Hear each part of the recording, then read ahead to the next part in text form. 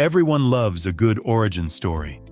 But what about the story where the hero almost blew the whole thing up?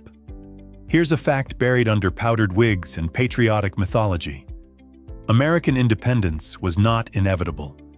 It was a coin flip, and at the center of the most dangerous moment in the entire revolution was one catastrophic decision made by George Washington himself. Today, we're pulling that thread, one domino at a time, to show you exactly how a single strategic blunder nearly ended the United States before it began. The Battle of Long Island was the first major engagement after the Declaration of Independence, and the largest battle of the entire Revolutionary War. And it started with Washington making a choice that makes you want to reach through the history books and shake the man by the lapels. In July 1776, 400 British ships carrying 32,000 men under General Howe landed on Staten Island. One eyewitness said it looked like all of London was afloat. Washington's Continental Army was outnumbered, undertrained, and about to learn a hard lesson. Domino number 1. Washington wrongly believed the British landing on Long Island was a diversion, so he split his army, half on Manhattan, half in Brooklyn. American troops covered most of the passes through the hills, but one critical gap was left wide open: Jamaica Pass, guarded by just 5 men. 5. For a pass that could flank the entire American left wing.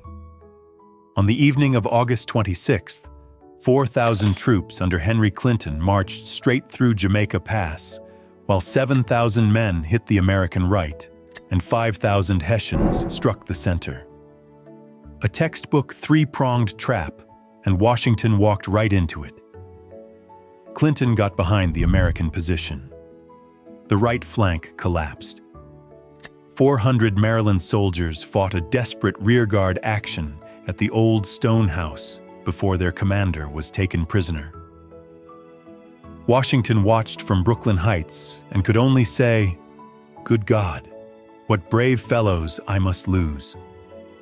American casualties topped 1,000. The British lost around 64. It wasn't a battle. It was a mauling. Domino number 2. Washington's entire army was now trapped on Brooklyn Heights with the East River at their backs.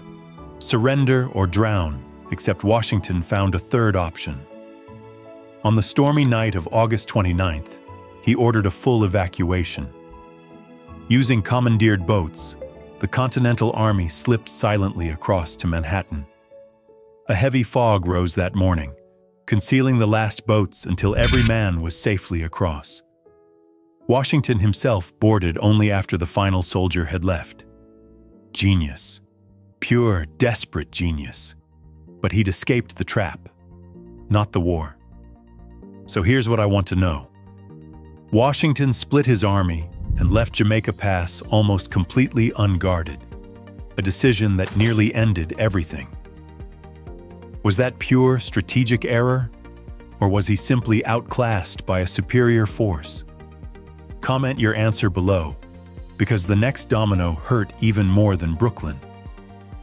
Domino number 3, Fort Washington.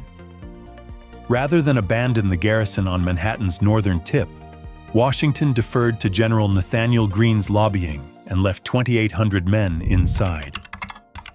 On November 16th, the British and Hessians attacked, and the Americans surrendered. 3/4 of those prisoners would die on British prison ships off Brooklyn. Washington lost the men, 30 artillery pieces, and what little remained of the army's confidence in one afternoon.